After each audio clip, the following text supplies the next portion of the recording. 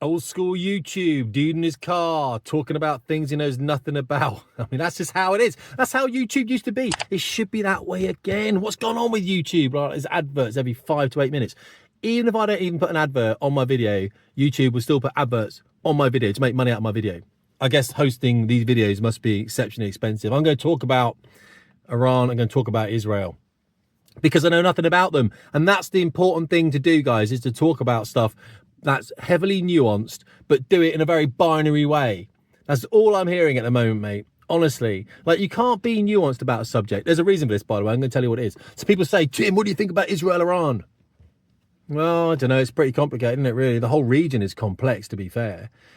Who am I to understand that? I'll tell you what I think about it, because you're going to shoot me down anyway. Some of you are going to go, yeah, I agree. And some of you are going to go, no, I hate you, Tim. And then you'll just put loads of different insults in there because you don't know who I am and we've never met, but you'll still feel that you can insult me online from your anonymous name because nothing's going to come back. Just the weakness that we have at the moment in society. Like, would you do that if we were face to face and I'm 230 pounds? Would you honestly say that to me? I don't think you would, mate. I wouldn't say it to someone. But I don't say those things because I don't believe that. I don't insult people like that because I understand how nuanced things are. Let's talk it out. So Israel, Iran. Israel launches a surgical strike on Iran to decapitate the whole of their military and their scientists. They've done a load of assassinations. That's what Mossad do. They don't want Iran to build the bomb that's going to then be dropped on Israel. Man, I understand that shit. There's a thing when I was out with the US Army in 2011 called Might is Right. It's very Ayn Rand, Atlas Shrugged type stuff. What it basically says, the guy with the biggest stick, he's the guy that you have to listen to. It makes sense. I've been in loads of fights when I was younger, luckily, just in the wrong place, wrong time most of the time. But I kind of looked through a few as well. I was doing martial arts, and when you're doing martial arts and stuff, you tend to get yourself into trouble. Okay, that's not all the time, but you do. And I was beaten up a lot. I learned a lot from fights. And one thing I learned was the more people you face in a fight, the more likely you're going to get beaten up. There's a good lesson, isn't it? So if you're shouting your mouth up at two dudes, dude, you're gonna get beaten up, because it's very hard to beat up two. You got to align them. You got to make sure they don't come with different angles. There's a lot that I know now I didn't know then, by the way. You got to grab a bat or something because those two guys are going to fill you in, and they do fill you in. There's no two ways about it. So might is right. You can whinge all you want about Israel. You can whinge all you want about Iran or whatever it is, but the people with the biggest stick is going to win, and you got to suck it up. That's the thing.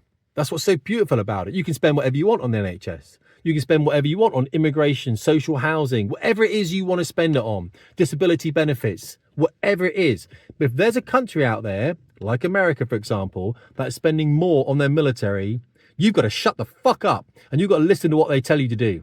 That's the truth. The reason that we're respected, or we were, on the international stage is because we have nuclear submarines that sit under the sea, off a coastline somewhere. No one knows where they are. You piss us off, well, you could be in trouble pretty quickly. America does that very well as well. It has battle groups, has carrier groups that they can park off a coast, battleship diplomacy. You don't like it. And I'm not saying I like it either, but it's the truth. Well, the other truth is we have to work together, of course. Now, who flouts international law more than anyone else? America does. We understand that. I'm not bigging up one country over another. I'm not here being a Zionist, whatever lame you want to. I'm not saying I don't support Israel, but I understand what Israel's doing. And if I was Israel, I'd be doing the same thing, mate. I'm surrounded by all these Arab nations that want me dead, and they proved it. 6-day war, everything else. We've seen it in history. So what Israel's like is, well, I'm not going to wait until it happens, until a suitcase bomb blows up in the middle of Tel Aviv. I'm going to go and do whatever I can. There's a lot of value in that. And I know you don't like it. And here's the thing about nuanced arguments as well. People really don't like them. They make some people feel really uncomfortable. Nuance, complex narratives, things that aren't just easy. They're not binary, not black and white. You know what I mean? It's like, how do I describe this? Look at climate change. You can't just go, yeah, the world's changing a little bit, isn't it? We probably are contributing towards that, actually. I think there's some historical data that proves that humans are contributing towards, you know what I mean? We should probably do something about that. But aren't we coming out the end of an ice age as well? So the planet is kind of heating up anyway. You can't say these things. You've either got to be man-made climate change, or you've got to be, it's all bollocks. You can't be in the middle. Because what they'll do if you're anywhere in the middle, in that kind of grey area, all these people call you a climate skeptic or worse, they will call you a climate denier. Why do they call you a climate denier, by the way? Why is that the worst thing they can call you? Why do they intentionally call you a climate denier? Well, because they associate that word denier with Holocaust denial. There's nothing worse than denying the Holocaust. In fact, in some countries, you're not allowed to do that. You can't deny the Holocaust. It's against the law. So what they do is they label that word for Holocaust denial. They label it with climate denial. And now, you know what I mean? You're saying that you're a climate denier. Well, maybe you don't believe the Holocaust as well. I mean, it's all association. So what I'm saying is that nuanced argument, especially online, is really difficult. Hate the comments, guys. Tell me if I'm being a dickhead, right? Because I'm just saying that I just saw a comment a minute ago saying, Tim, state your piece. It was on one of my videos I did recently. I think the video I did yesterday. State your piece. Are you for or against Israel? I'm like, mate, it's nuanced. I'm not being that dickhead that tries to be the grey man. I'm not. I'm just saying I don't know the answers. Why can't I say I don't know the answers? It's like British policing. The same thing. A guy wrote the other day, you lost all your followers, Tim, because you support British policing. I'm like, what are you for, mate? Is that what you are? You're a 4-year-old kid. Like, it's the most puerile, juvenile, immature, amateurish thing I've ever heard. It's not whether you like British policing or not. It's the knowledge that we need police. We need police. Else someone's going to come around and rob it. I'll come around and rob your stuff. I'll come rob it, mate. Yeah, I'll rob it.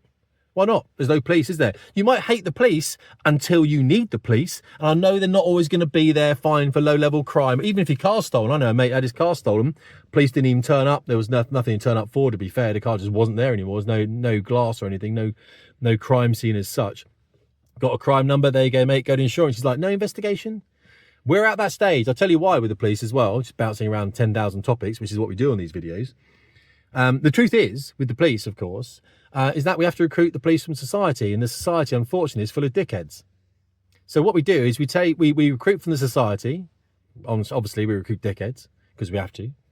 Unlike the military, where you just need the best people, hardest warriors ever, which actually aren't women. They're not women, by the way, who are going to have children at the age of 25. They're not. Tend to be men you need to recruit in the military. I've said this many, many times before. Many people disagree with me. Again, it's nuanced. Oh, Tim, you're anti-women. Shut up, mate. I'm not saying that. I taught many women to fly and they were excellent. I'm not saying it's a very nuanced subject. I'm saying if you have 50-50 men, women in a military, you need that military to be 1.5 times the size, because we've got maternity leave. We've got women leaving after they have children. We've got women not being as strong as men in the frontline roles. I can't bother to get into it now. But with policing, you still recruit then. You recruit police from society. Society's full of dickheads, as we know. But we've got police dickheads, so we've got to recruit dickheads. And now what we do is we have these dickheads in the police doing dickhead things. Then everyone says the police are dickheads, and then no one wants to join the police because it's full of dickheads. So you get an even worse police force. It makes sense, and it's all being done on purpose as part of the demoralisation stage, as Yuri Bezhnov would say. Before we go into the destabilisation stage, before we go into the crisis stage, before we go into the normalisation stage, the 4 stages. This stage is supposed to last 2 decades. It's going to be over in 5 years, mate. A quick advert for Ground News, who sponsor this channel, luckily, because YouTube ain't giving me no money, fam. You know what I'm talking about. All the stories you'll find on the front page here that are current. However, you can search for stuff in the bar at the top. When you click on a story, then it will show you here, look, what's left-leaning, centre, or right-leaning. It's a right-leaning story. Let's click on it. And then straight away, it gives you a summary at the top there. All the stories here, down there. You can even expand it for more articles if you want at the bottom. On the right here, it shows that there's 34 articles. There's 5 left, 14 right, and then there's 5 centre. Below it then, the bias distribution shows that this is a right-leaning article, and you can see here, Fox News, Israel, all that kind of stuff, you know what I'm saying? Here, factuality, expand that. You can see which ones are more factually correct than others, and so you can see who owns it as well. Where are your biases in this? Click on the article if you want. You'll go straight to that website then, and at the top you can see there's a bar that drops down as well, again showing where these biases are. You can then look at left-leaning articles and right-leaning articles and not get sidetracked by the mainstream media. 40% off, thank me later. You know what I mean? I'm demoralised already. I'm demoralised already. Do you know what I'm saying? What is going on? It's crazy. It's crazy. So no, what I'm saying is, it's pretty complicated, Iran. Pretty complicated, Israel. Nuance is important, and a lot of people feel very difficult with nuance. They want it to be binary because their brains can't handle being wrong, I think. Because when you are nuanced, a lot of things you say are not necessarily true because we think by speaking. This is why I'm an anti-hate speech guy. I don't want hate speech laws. I want to hear what people are saying. Like when Alex Jones was taken off the mainstream and sued and he had to go underground. I'm like, no, I want to listen to what Alex Jones is saying. I want to hear what he's saying. Because if he's saying some crazy wild shit, I want to hear it. I don't want him building underground communities. I quite like Alex Jones. If you want to go and look at Alex Jones's history, what he's said is pretty much always come right. He seems like a pretty top dude, actually, I must say. I haven't seen him for a while, though. I need to go on his show. InfoWars, is it? I need to go and look at that. Get some conspiracy theories on me, you know what I mean? But why not, right? Because that's nuance as well. So tell me how you think in the comments. Like, what other nuanced arguments have we got? What are things that people are talking about that there isn't really a right or wrong? Do you know what I mean? Like, how do we... Oh, that's right. One of the guys in the comments was like, all the Jews... Was he saying? Oh, yeah, because they talk about this. And they write it J-O-O-S because they think if they write J-E-W-S, then YouTube's going to ban their comment. Mate, YouTube's banning your comment because you're being a bellend. YouTube's banning your comment because you just can't write in a manner that is going to be understandable by guys like myself. It's because you're a dickhead. I'm sick of dickheads right now. I'm going to label this video, "Stop being a dickhead, mate." That's what it's going to be called. I'm going to have a thumbnail like this. Like that, you know what I mean? Or something. "Stop being a dickhead, mate." The truth is about the comment section on YouTube as well, is I don't have to answer a single one. When you write, I've had a guy write me an email last night, and he's saying something along the lines of, "I know who you are, Tim. I found you out. You're part of the establishment. You're a shill. You're supporting Jews." I think he said that. There was some other stuff in there as well. I think he called me anti-Semite as well, even though he said I was supporting Jews. Madness, isn't it? Madness. People are like that. I haven't got to answer a single comment. I go down the comments and I try, and especially the top comments, I really try and engage with them and stuff, you know. But who are these people writing these crazy things? Like, can we not hold two views in our head at the same time? Can we not say, for example, if I was Israeli, I'd want to go and, do something about Iran. And I want to do something about their nuclear ambitions. Because I'm Israeli, I'm living in Israel, and I'm worried about them attacking us because we've seen rockets coming in and we've had these conflicts in the past. Can we not hold that view in your head and also say Israel might seem a little bit out of control?